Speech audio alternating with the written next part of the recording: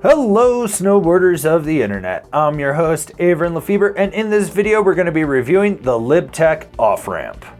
This board features Lib's C3 camber profile, which is flat, then it comes up into the camber zone with a slight dip between the feet. Basically it's a camber 2.0 that's a little easier to engage, but it's still going to give you all the pop, snap, load, and drive out of this board. This board's available in 151, 154, 157, and 157 wide. I rode this board at Arapahoe Basin on a sunny bluebird day with warmer temps. You had soft creamy snow, choppy chundry snow, frozen firm fast snow, ice, windblown nastiness at the top of the mountain, basically every spring-like condition, and I rode it with my Rome Black Label bindings and my K2 Thraxis boots. In my opinion, this is a high-end jib stick, so you get a park board that has snap but play, and it is a true twin.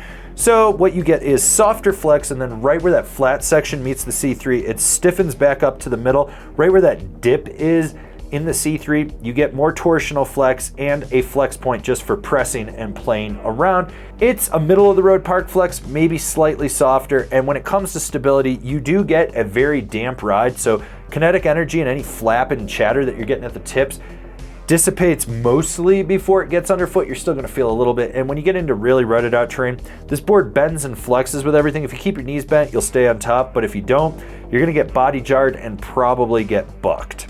The snap on this board is very easy to engage. That C3 camber profile has a very broken in feel to it, so you don't have to worry about aggressively loading it, but when you roll back on the tail, you're gonna get some solid snap. You can ollie over a slow sign, boost off of a side hit, or pop a roller with ease. This board wants to get up in the air with very minimal effort, and when it comes to jumps, small to medium are really gonna be its strong suit. Sure, you could go hit something bigger, but I have a feeling that you'd want something that's a little stiffer in the tail just for when you land. It pops well off the lip, it does what you need it to do. Basically, it's like riding an old school snowboard on a jump. You just know what you're gonna get, and it doesn't really concern you with like, oh god, do I have to load it up aggressively or do I have to just be more laid back? You just sort of go into it and it gets the job done. When it comes to buttering and jibbing, this is what this board was meant for. You've got this sweet spot that comes back about 2 inches from the up kick, and you can leverage your weight and really press into it, slide around on the snow, and it will butter however you want, but it retains its snap, so you get pop out of everything you do. And when it comes to jibbing, it's the same thing. Those sweet spots lock in, they hold a nose and tail press with relative ease, and they give you that pop.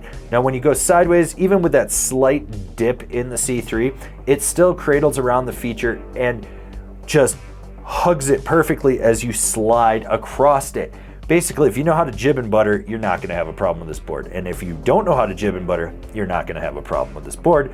It's just gonna have a little bit more rebound to it. This board turns more like a skateboard where you steer it right underfoot. You're gonna notice that. You can just engage that torsional flex and really ankle steer this board. That will really let you change how you drive the carve. So if you're really aggressively ankle steering and then driving your knee into the center and pushing off the tail, you can lay it over.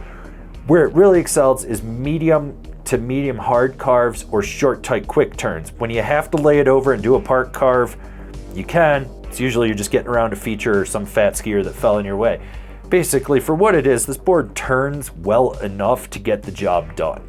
So who's this board for? The park-focused rider that wants a little stiffness, but not a lot. Basically, it's a jib board with snap and a little less flex.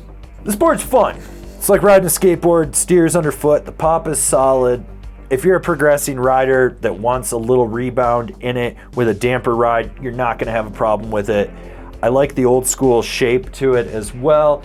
The C3 is easy to engage to get the pop and drive out of it. Overall, it's a well-balanced board for what it is.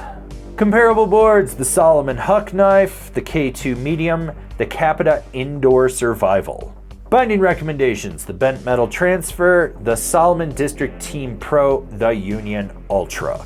This has been my review of the Libtech off-ramp. Do you agree? Do you disagree? Do you own one? Are you going to buy one? Leave me a comment down below. Let's have a conversation about this snowboard. If you're new here, remember to subscribe. Click the bell, get those notifications. That way you're not missing any of the videos we got coming out for all you snowboarders of the internet. And if you really like what we're doing over here and you want to support us further, swing on over to Angry Snowboarder VIP and become a member. Sure, I could tell you more here, but I got a video over there that explains it so much better. As always, I've been your host, Avran LeFeber, and I'll see you in another video.